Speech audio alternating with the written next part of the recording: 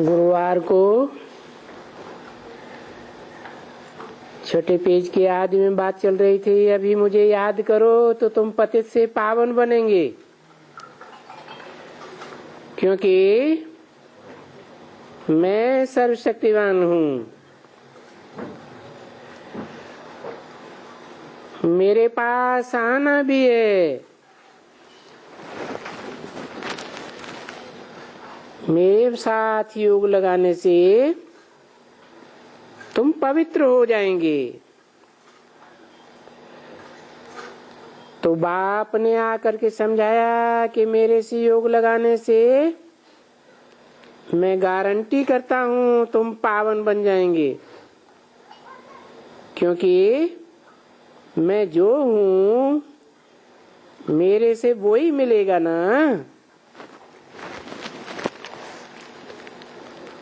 मैं क्या हूँ?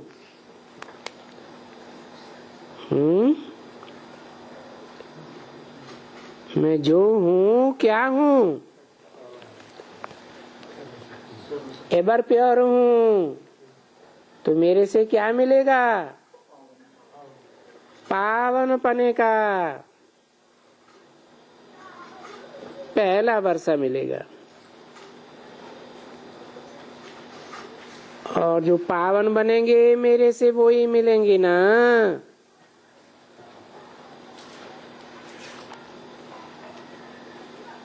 अपवित्र तो मेरे से मिल ही नहीं सकेंगे।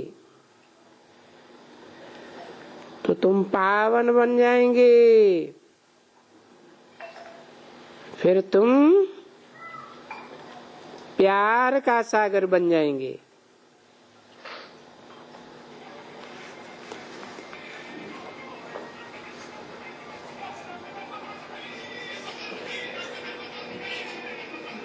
तो सबका सागर बन जाएंगे।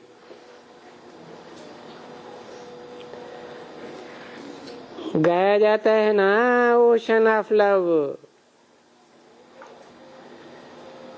ये अंग्रेजी में कहा जाता है ना।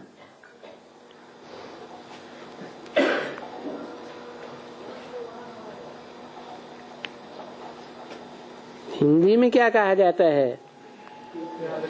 प्यार का सागर। तो देखो,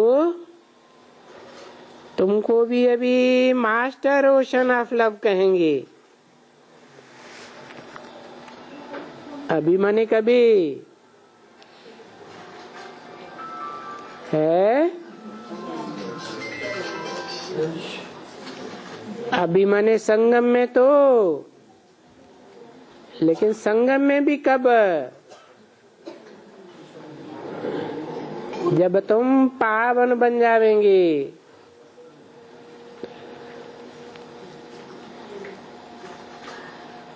आपस में झगड़ा वगड़ा तो नहीं करना चाहिए ना।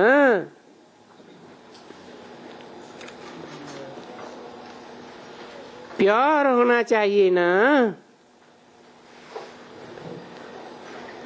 तभी तो बाबा समझाते रहते हैं ना। तुम जब कहते हो कि गॉड फादर जो ओशन है, यानी प्यार का सागर है, और तुम नदियां हो, तो तुम भी तो प्यार की नदियां होनी चाहिए ना। जैसे वो पानी है और नदी है, तो जैसे वो सागर है वो भी नदी है। तो उनसे निकली हुई ऐसे ही है ना। जो उसमें स्नान करते हैं, तो तुम हो ज्ञान का सागर, जो बिल्कुल ही लव का ओशन है। उनसे ये तुम निकली हो। किनसे? प्यार के सागर से। वो भी तो लव का ओशन चाहिए ना। जिससे तुम नदियां निकली हो। ओशन तो तुमको नहीं कहेंगे, फिर तुमको कहेंगे नदियां। तो ज्ञान की भी नदियां हो तो लव की भी नदियां बनना चाहिए ना।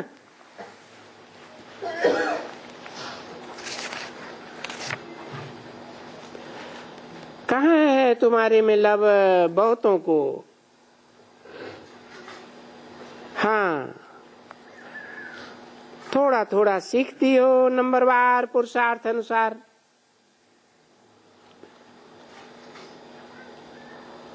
ओशन ऑफ लव में बहुतों को लव है, सभी को लव है। तो लव तो सच्चा लव रखना चाहिए ना। ऐसे नहीं कि बाहर से मीठा बोलना और अंदर में कड़ुआ रहना।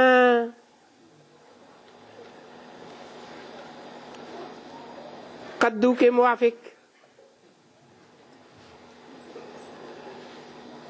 यहाँ तो बहुतों की ये आदत है ना कि तुम खुद जानती हो अच्छी तरह से। बाबा जिसको लव का सागर कहा जाता है, वैसे हम भी जो उनसे निकली हुई नदियां हैं, हमको भी तो एक दो में लव होना चाहिए ना।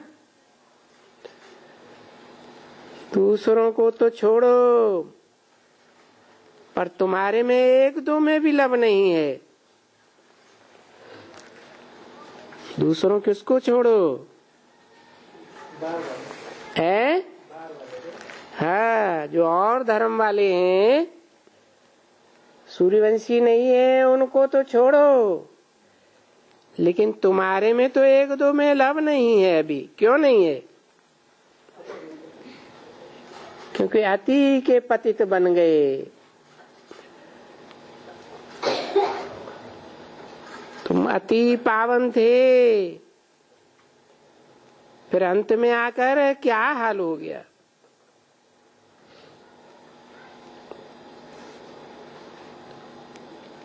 तो तुम पावन बनती हो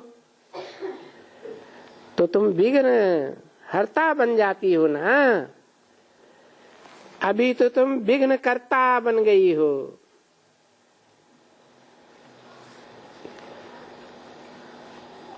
तुम हो तो बहुत ही सबकी विघ्न हर्ता, परंतु नहीं, अभी तुम विघ्न कर्ता बन गई हो। कैसे है?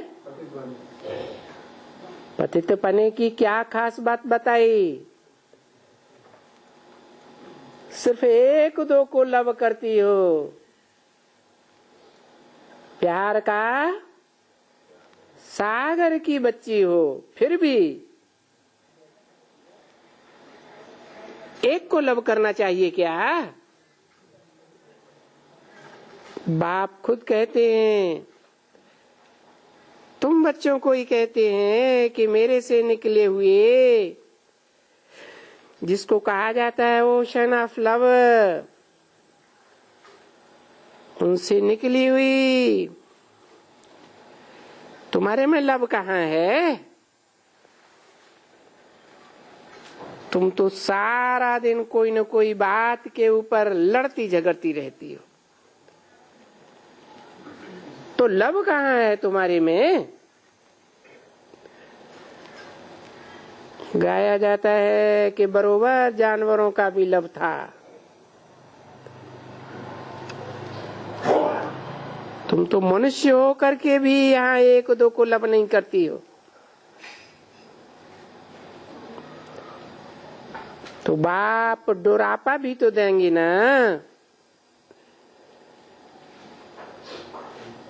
कि तुमको ये क्या करके पड़ी।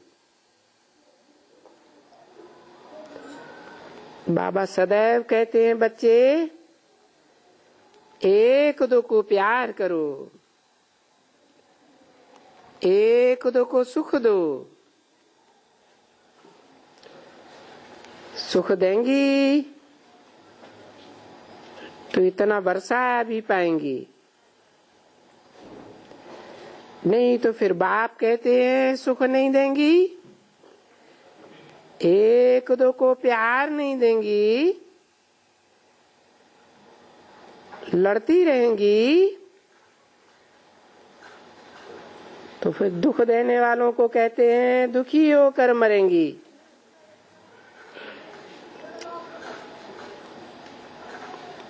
अंतमते सोगते हो जाएगी, पद भ्रष्ट हो जाएगा। बाप तो बहुत अच्छी तरह से बैठ करके समझाते हैं।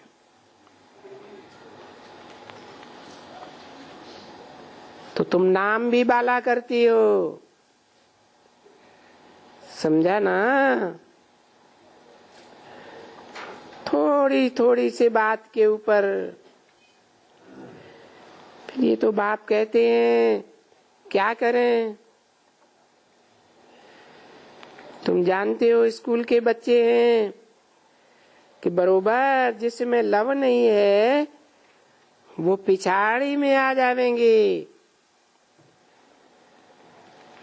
उनकी शिकल बिल्कुल ही जैसे भूतनाथ की हो जाती है।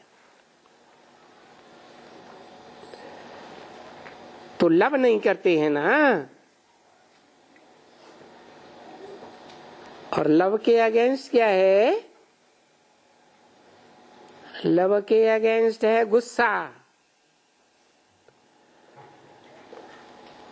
तो गुस्से वाले की शिकल में भूत झट प्रवेश कर देते हैं।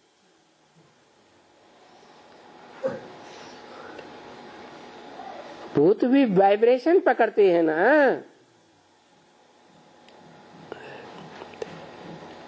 जिसकी शिकल लवली होती है वो बड़े हर्षित रहते हैं, बड़ी मीठी बातचीत करते हैं। तुम देखते भी हो कैसे बच्चे आते हैं, कितने लव से बात करते हैं। सेंटर्स में भी बड़े लव से बात करते हैं। जो लव नहीं करते हैं फिर उनको हम कह देते हैं कि ये तो आसुरी संप्रदाय है, ये दैवी संप्रदाय है। वो रावण से निकली हुई नदियां हैं और ये तो ज्ञान सागर से निकली हुई नदियां हैं।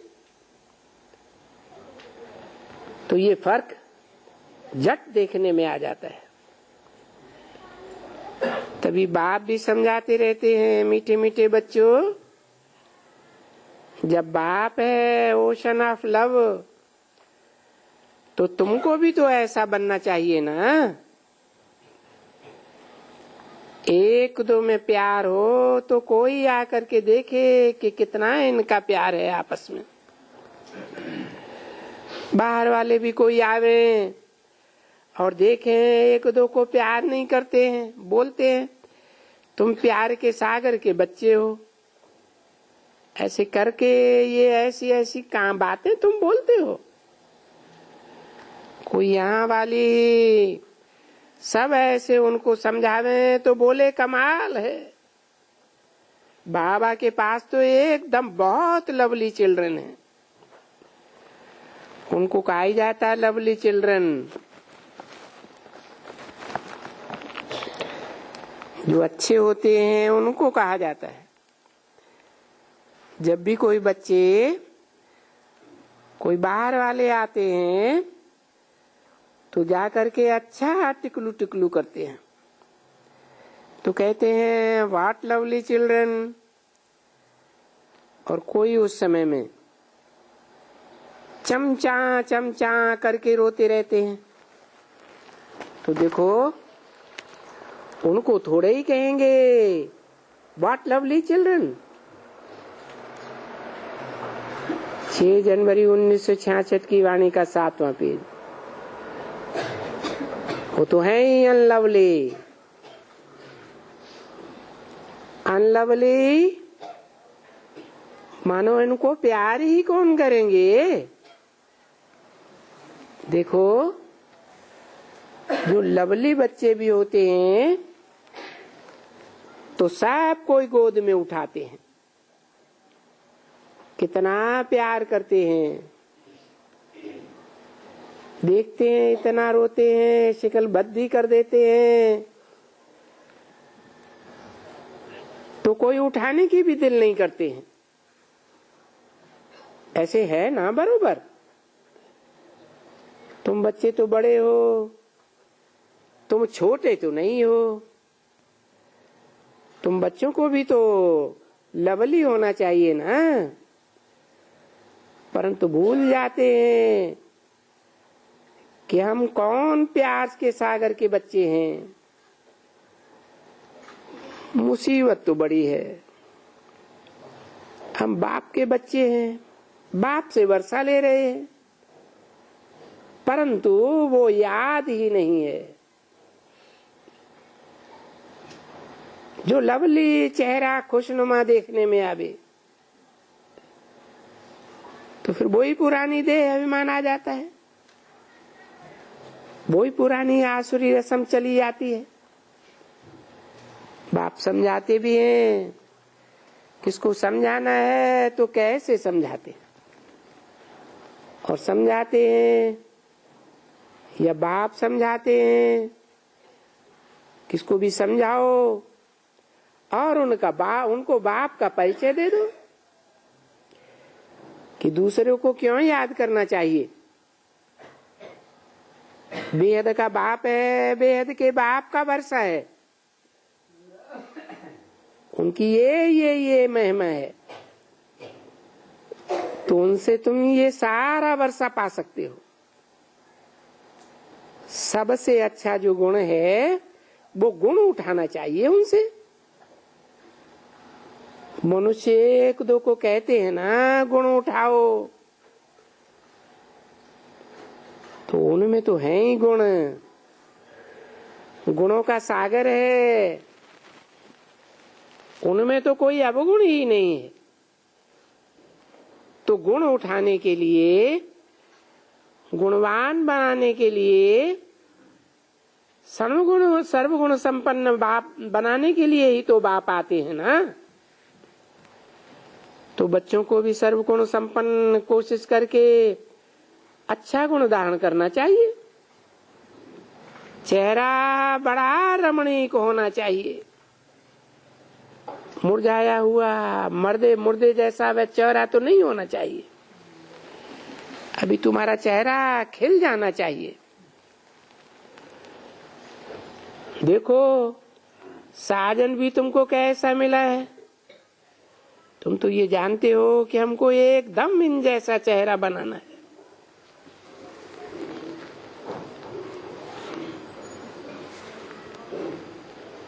तो यहाँ चेहरा भी तो ऐसा होना चाहिए ना।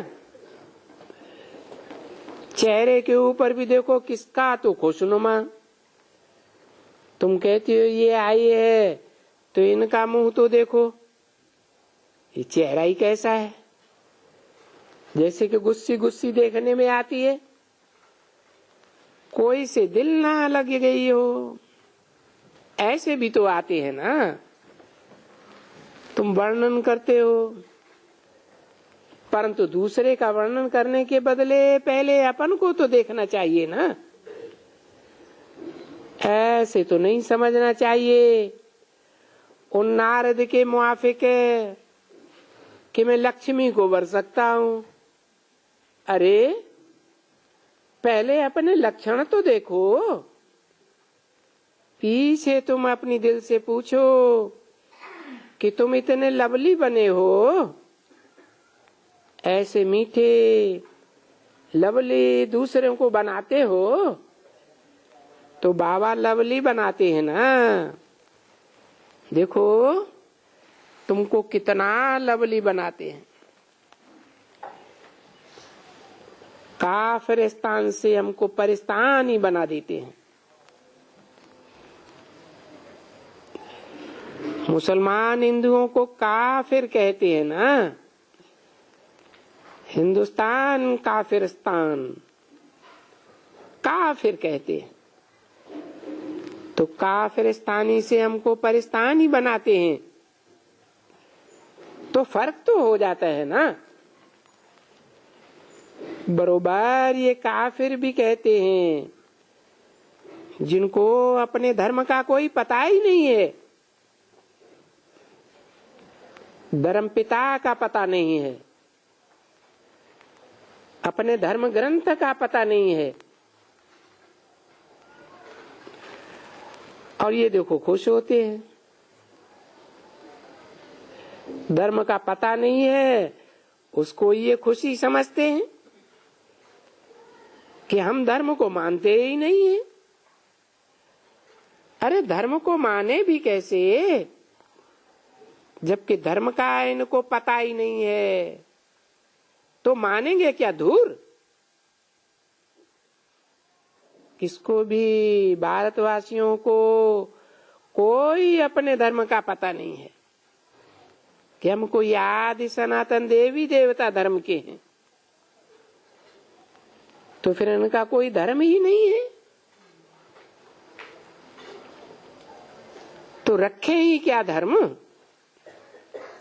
तो फिर सबको भी वही बताते रहते हैं कि हमारा धर्म कोई नहीं है, हम धर्म को नहीं मानते हैं।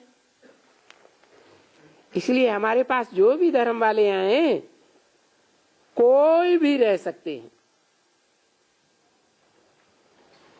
हमारी कोई से भी दुश्मनी नहीं है। ये कहते हैं मेजॉरिटी और माइनॉरिटी, अरे ऐसे भी बहुत हैं। रशिया में देखो कितने मुसलमान हैं, है ना वो ताशकंद,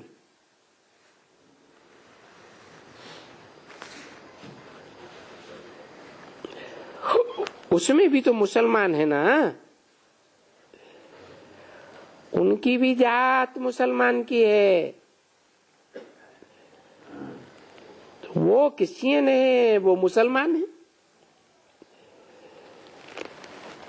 फिर वो भी उनसे लड़े कि हमको भी अपना हक दो कि हम भी राजी करें।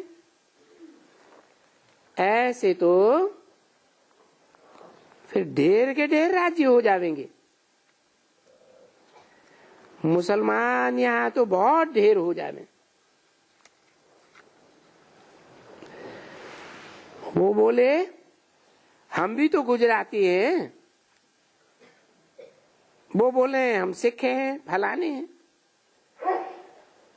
तो हमको भी तुम्हारे राज्य का तो कुछ हिस्सा दो। सब मांगते रहते हैं ना, क्योंकि धर्म में कौन कुछ पता ही नहीं पड़ता है, किसको भी नहीं पता पड़ता।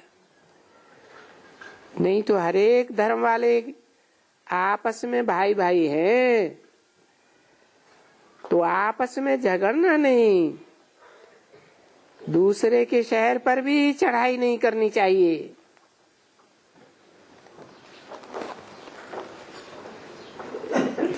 परंतु नहीं, ये रावण का राज्य होने के कारण एक दो को दुख तो देना ही है, जरूर देना है, क्योंकि रावण के राज्य में गाया ही हुआ है कि ये दुखधाम है। और दुखधाम किसने बनाया? मनुष्य तो नहीं जानते हैं ना,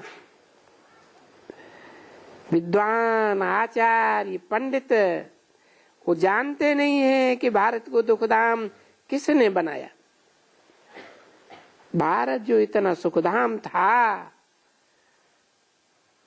और सुखधाम किसने बनाया, फिर दुखधाम किसने बनाया, फिर दुखधाम को सुखधाम कैसे बनाया, कैसे बनाया जाता है, हिस्ट्री कैसे रिपीट करते हैं, सो तो तुम बच्चे जानते हो।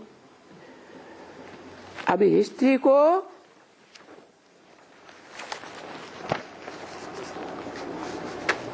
तुम जानते हो, जानते तो हो, हिस्ट्री को जानते हो, लेकिन फिर दैवी गुण धारण नहीं करते हो, जो वहां अच्छा पद पाए सको। 6 जनवरी 1966 की वाणी का 8वां पेज। नहीं तो लज्जा आनी चाहिए। स्कूल में पिछाड़ी में जो बच्चे बैठते हैं, उनके माता पिता जो आकर देखें कि हमारे बच्चे यहीं पढ़े हैं, तो उनको लज्जा आ जाती है। और जो छोकरे होते हैं पिछाड़ी में बैठते हैं, उनको भी लज्जा आ जाती है। कोशिश करते हैं, परंतु मैनर्स नहीं है, तो पढ़े कैसे? पढ़ाई तब हो जब जाकर के घर में भी पढ़ें। घर में भी ठीक कर ठोबर खाएंगे, लड़ेंगे, झगड़ेंगे, तो फिर ऊपर क्लास में कैसे जावेंगे? फिर देखो, उनके मास्टर, उनके बाप और वो खुद भी समझ लेते हैं कि हम नापास हो जाएंगे या थोड़े मार्क्स से पास होंगे। यहाँ तो ये समझते हैं अगर हम नापास हो जाएंगे तो देखो श्री रामचंद्र वो भी नापास हुआ, तो देखो चंद्रवंशी में आ गया। कब नापास हुआ है?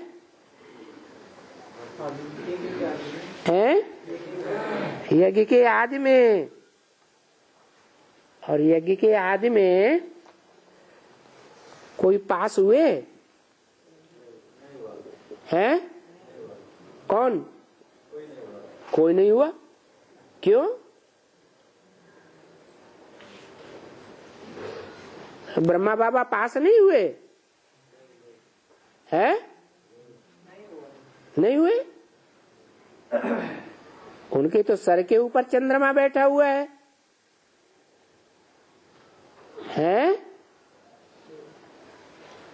कहा भी जाता है कृष्णचंद्र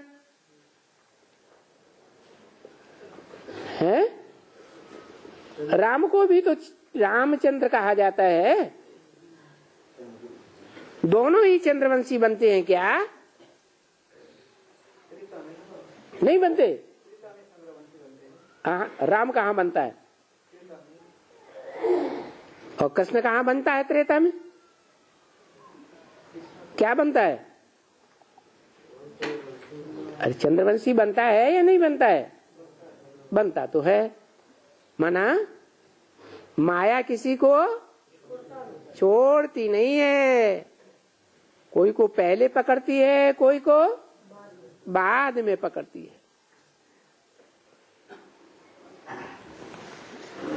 तो रामचंद्रवंशी हुआ, सो भी अच्छा राजा बना। कहाँ है? त्रेता में। और कृष्ण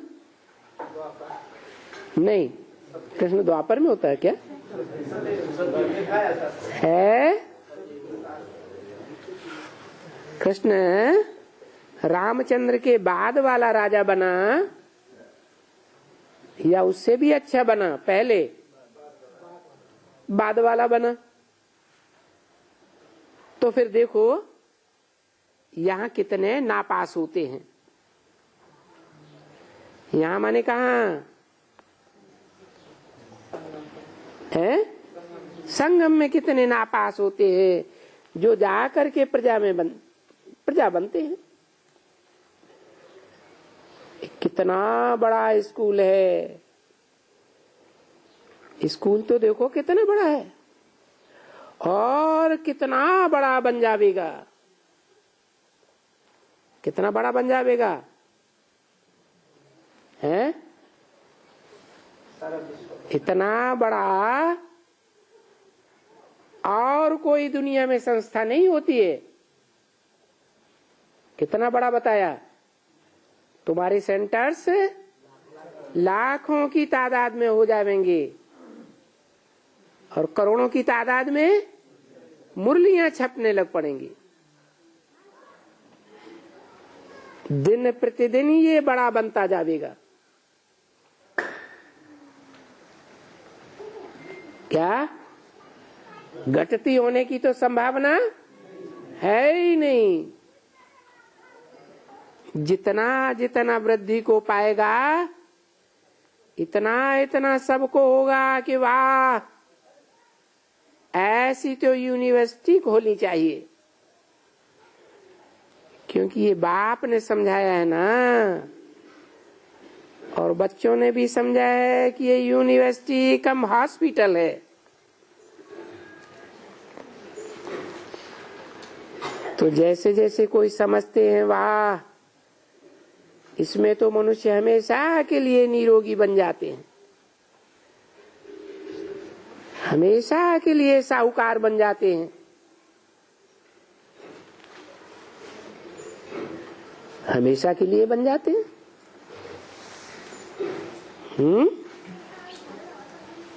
हमेशा के लिए बन जाते हैं कि 2500 वर्ष के लिए बन जाते हैं?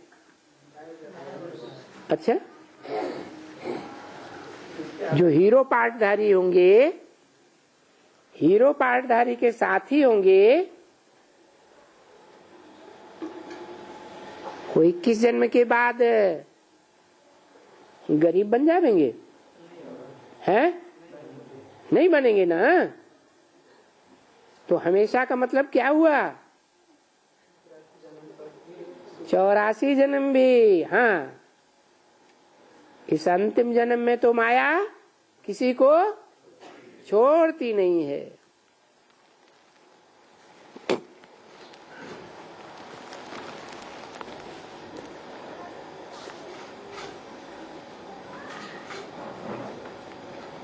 हमेशा के लिए निरोगी बन जाते हैं, साहूकार बन जाते हैं। बाबा ने समझाया ना कि ये पढ़ाई भी जैसे सोर्स ऑफ इनकम है। क्या ये ज्ञान रतन तुम्हारा स्थूल रतन बन जाएंगे जन्म जन्मांतर के लिए। ये बड़ी कॉलेज है, इसमें तो एकदम बड़ा पद पाते हैं। क्या बड़ा पद है? हैं? विश्व की बादशाही। दुनिया में बड़े बड़े नेपोलियन, हिटलर हुए, अलेक्जेंडर हुए, महत्वाकांक्षी हुए कि हम सारे विश्व पर कंट्रोल करेंगे, लेकिन कोई भी विश्व का बादशाह बन ही नहीं सका।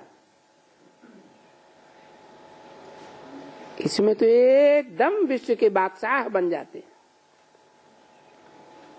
इससे बड़ा पद तो कोई होता नहीं। इसमें महाराजा विश्व का मालिक बन जाते हैं, विश्व महाराजन बन जाते हैं। तो पढ़ाई को भी अच्छी तरह से अटेंशन देना चाहिए। ऐसे नहीं है कि बस हम किचन में हैं तो किचन में ही हैं, हम पढ़ाई नहीं पढ़ सकते। नहीं नहीं, इसको भी कहेंगे कि बेचारे की तकदीर में नहीं है। दोनों काम कर सकते हैं ना। क्या किचन में भी रह करके पढ़ाई भी पढ़ सकते हैं। बड़ा बाबा मिसाल भी बड़े देते हैं, बरोबर मिसाल देते हैं कि सिंध में ये हेमराज था, चिदाकाशियों का गुरु।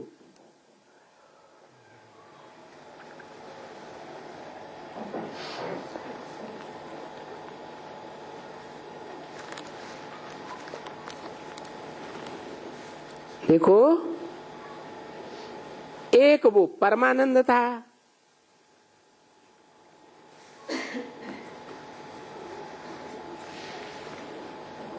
वो बावर्ची था।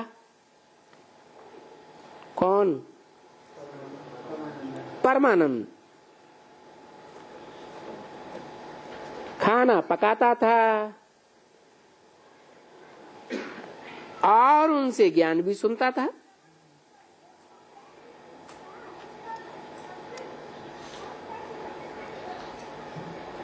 किनसे ज्ञान सुनता था? हैं? हेमराज, चिदाकाशियों का गुरु। क्या मतलब है चिदाकाशी का?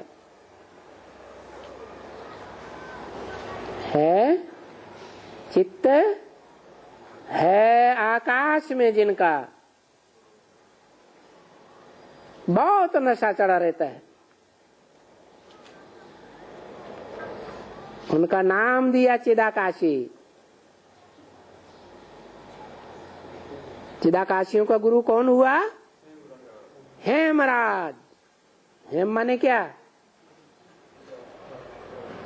हेम माने सोना, राज माने राजा। सोने की दुनिया कौन सी होती है? सतयुग है। सतयुग। तो सतयुग का राजा कौन है? वेद में कौन है? वो तो हेमराज हद की मिसाल दी। वेद में कौन हुआ है? रामबली आत्मा। सतयुग में है? सतयुग में तो पहला पत्ता कौन है? कृष्ण है। वो सतयुग का महाराजा भी है। वो हेमराज चिदाकाशियों का गुरु था, जिनका चित्त आकाश में चढ़ा हुआ है। तो देखो, एक परमानंद था जो पहले बावर्ची था, खाना पकाता था।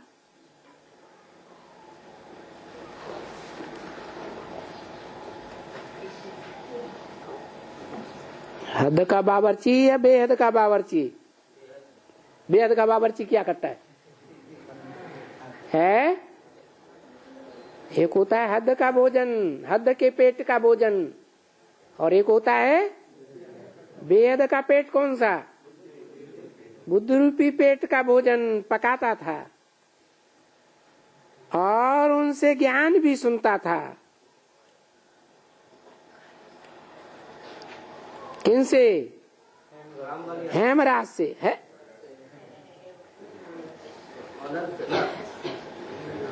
जो परमानंद था वो हेमराज से ज्ञान सुनता था कि नहीं? ब्रह्मा की वाणी सुनता था कि नहीं? है? सुनता था। तो अटेंशन ज्ञान में जास्ती देता था। कौन? परमानंद। बाकी कर्म तो सबको ही करना है ना, है कि नहीं करना है? और सभी इंद्रियों से करना है या कोई इंद्रियों को छोड़ देना है? हैं? सभी इंद्रियां हैं तो कर्म तो करना ही पड़ेगा। कोई कहे हम सांस नहीं लेंगे, ऐसे हो सकता है? हम ये दुनिया देखेंगे ही नहीं, हो सकता है? तो कर्म तो सबको करना है ना। तो कोई धंधा दौरी करता था, है? धंधा दौरी का नाम नहीं बताते हैं, कौन? परमानंद कोई धंधा दौरी करता था। धंधा दौरी कर्मेंद्रियों से होगा कि बिना कर्मेंद्रियों के? ये भंडारे का काम करता था।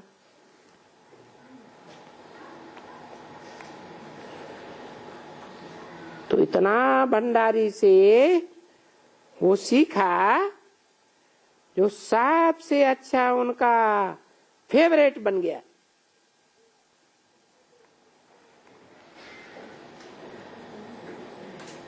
तो बच्चों को नहीं देता था, उनको देता था। कौन? नहीं, हेमराज किसको देता था? है परमानंद को देता था। तो देखो, पिछाड़ी में गद्दी उनको ही दे करके गया। जब पिछाड़ी में लास्ट फास्ट हो जाएगा ना, तो गद्दी उनको ही देकर गया। किनको? परमानंद को। वो आपस में पीछे लड़ते रहे, मरते रहे। कौन है?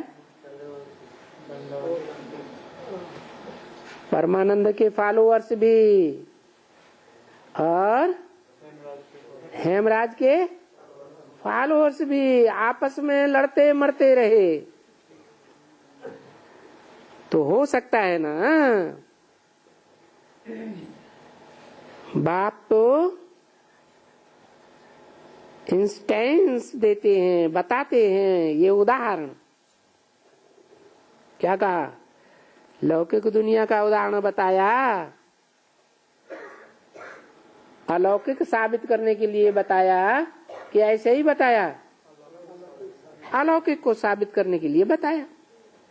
क्योंकि सिर्फ कोई गारंटी करके उठाया है क्या कि मुझे किचन में ही काम करना है?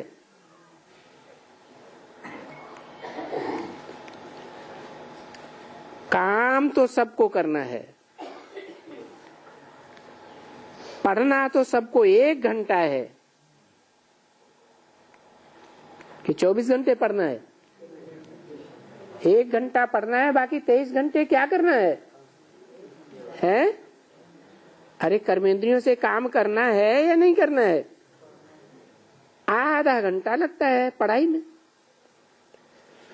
बाकी तो सब धंधा दौरी में लग जाते हैं। तो क्यों नहीं आकर के हम अपना कुछ ऊंचा पद पावे? अरे भंडारी हो,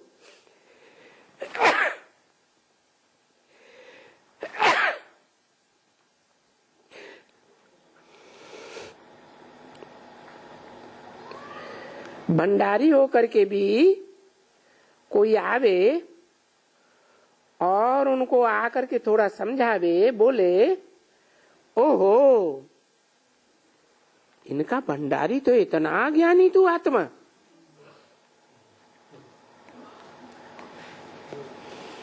तो नाम बाला करेगा। क्या कहा? एक मुरली में ऐसे भी बोला, कोई आवे देखे, अरे इतने बड़े विश्व महाराजन बनने वाले, और ये क्या करते हैं? खाना पकाते हैं।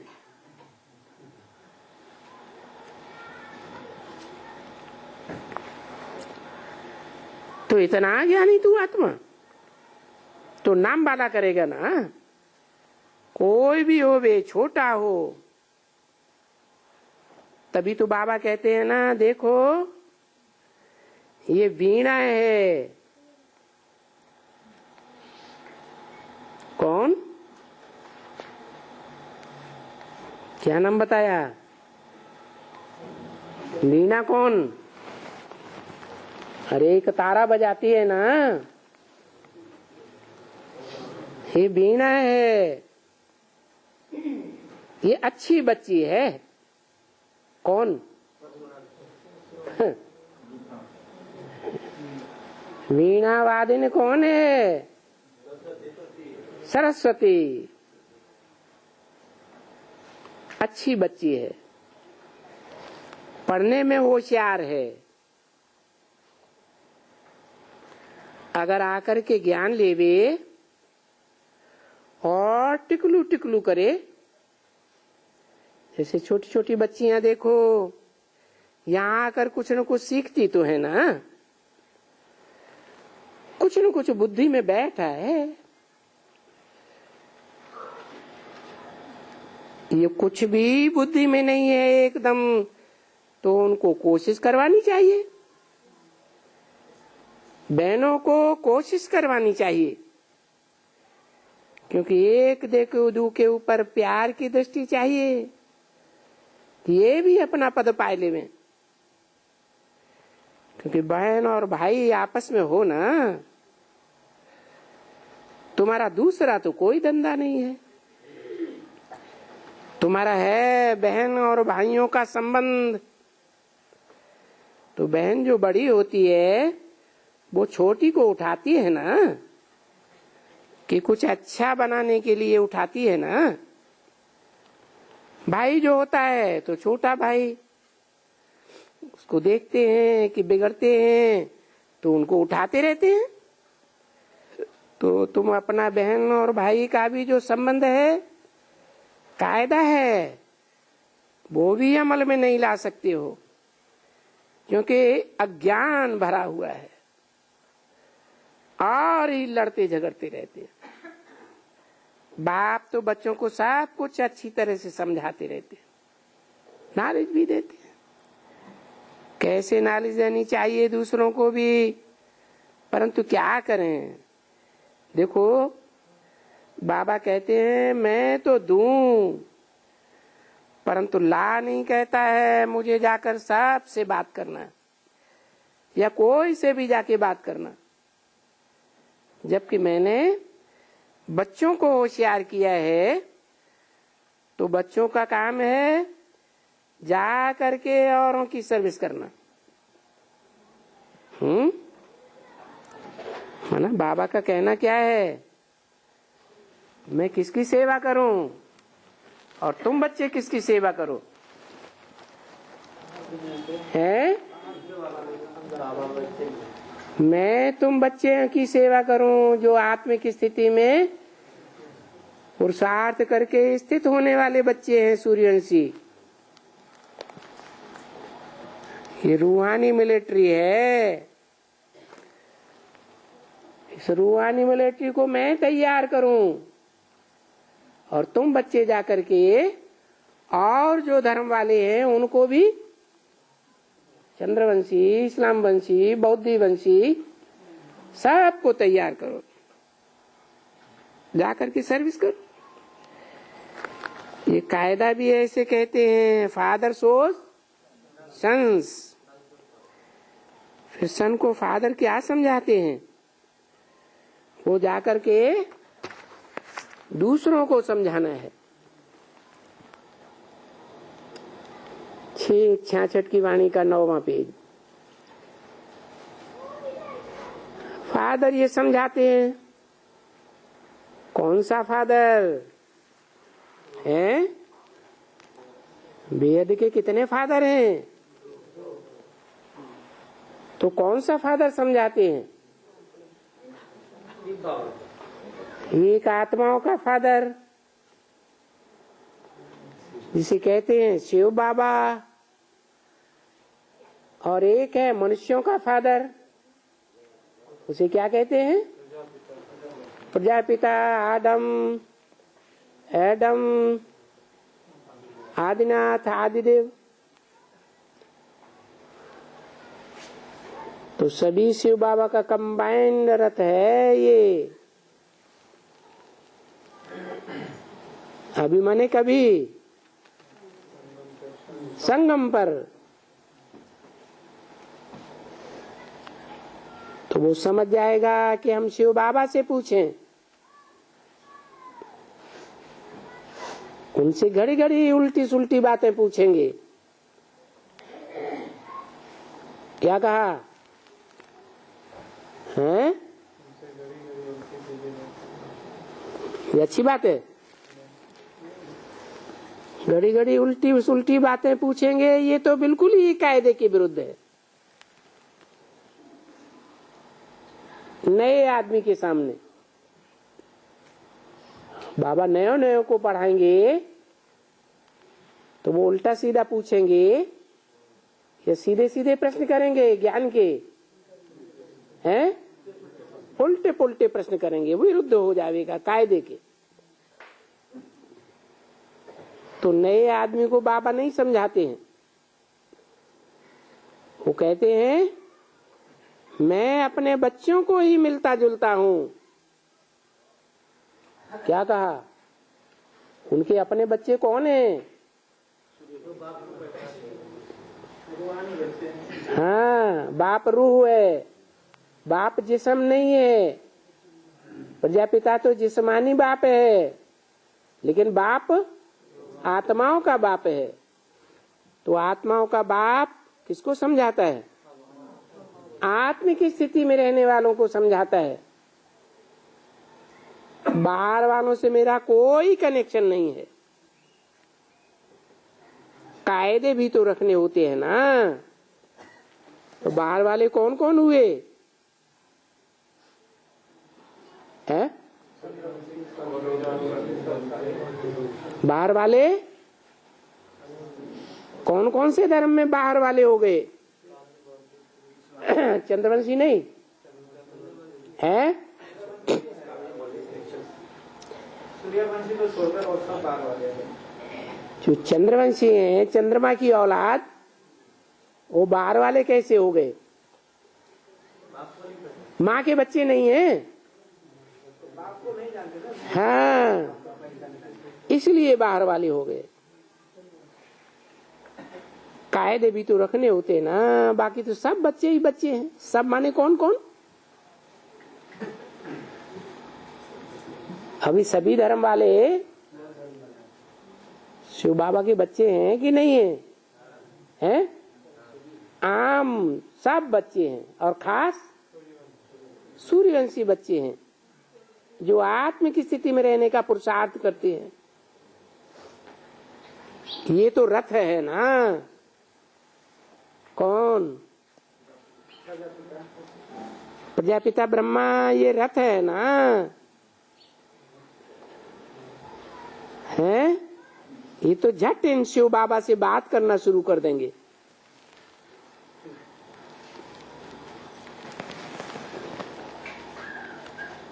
बाकी दूसरा कोई से भी ऐसे बात ही नहीं करेंगे।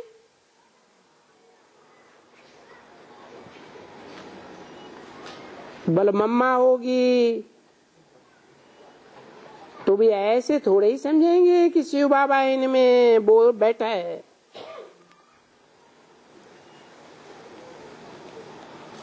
क्या कहा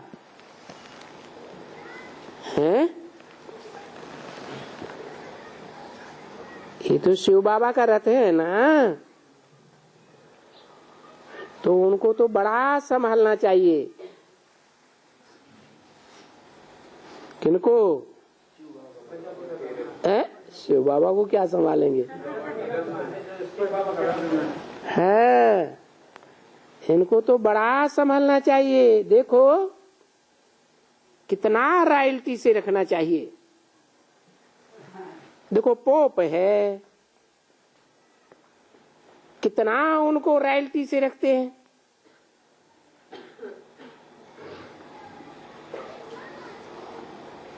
वो तो कायदे कानून सीखे हुए हैं।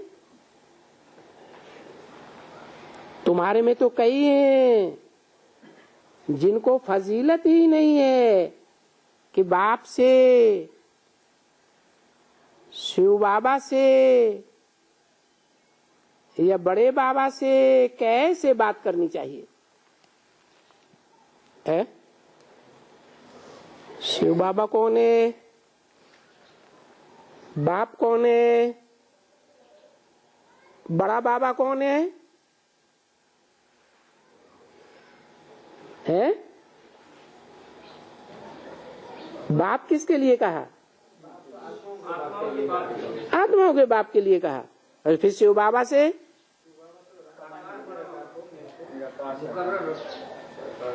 शिव बाबा मुकर्ररत बाप से माना है प्रजापिता से, शिव बाबा से माने उसमें जो शिव बैठा हुआ है वो भी तो हमारा बाबा है, ग्रैंडफादर है या नहीं? ग्रैंडफादर है। या बड़े बाबा से, ये छोटा बाबा कौन है, बड़ा बाबा कौन है? ब्रह्मा बाबा छोटा बाबा और शिव बाबा जो मुकर्रर रथ में है वो हुआ बड़ा बाबा। कैसे बात करनी चाहिए? कई ऐसे हैं जिनको ये फजीलत ही नहीं है कि किससे कैसे बात करनी चाहिए। सर्विस में बच्चे बिजी रहना चाहिए। ब्राह्मण माना ही जिनकी अभी ये सत्यनारायण की सच्ची कथा है,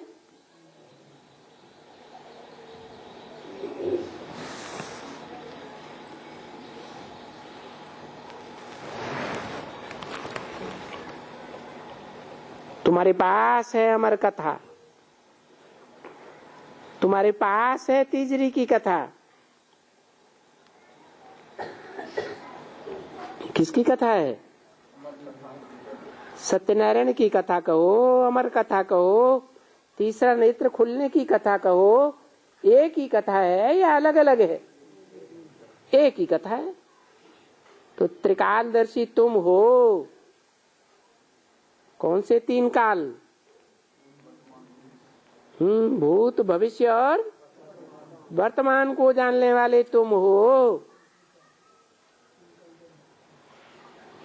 तुम हो मना जो भी सूर्यवंशी बच्चे हैं वो भूत भविष्य वर्तमान को जानने वाले हैं? अपने जन्मों को जानते हैं? नंबरवार जानते। अभी तो नहीं जानते बाबा। अभी तो नहीं जानते। दूसरा कहता है नंबरवार जानते। आपके जो बड़ा बच्चा है वो के बाद तो देखो तुमको कितनी सर्विस करनी चाहिए। तुम निमित्त बने हो भारत को स्वर्ग बनाने के लिए।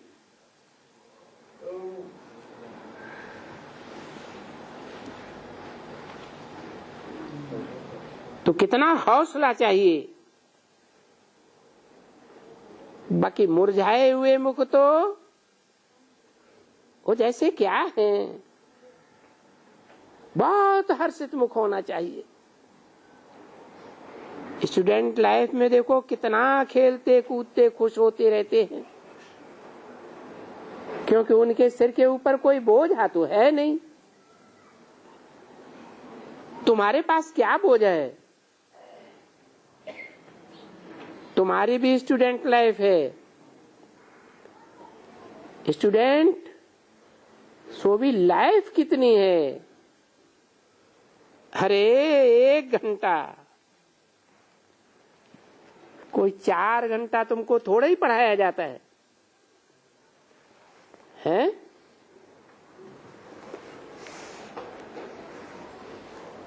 कितनी स्टूडेंट लाइफ है 24 घंटे में? 1 घंटा, कोई 4 घंटा थोड़े ही तुमको पढ़ाया जाता है। 1 घंटा भी किसको फुर्सत नहीं मिलती है। इस पढ़ाई का प्रभाव बड़ा तेज है एकदम।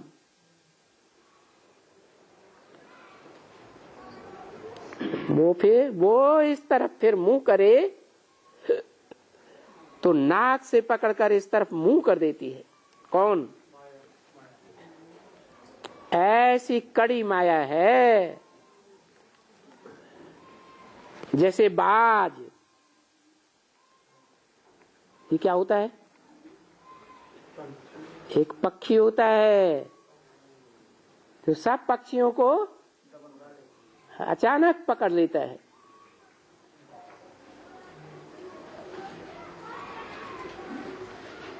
ओम शांति।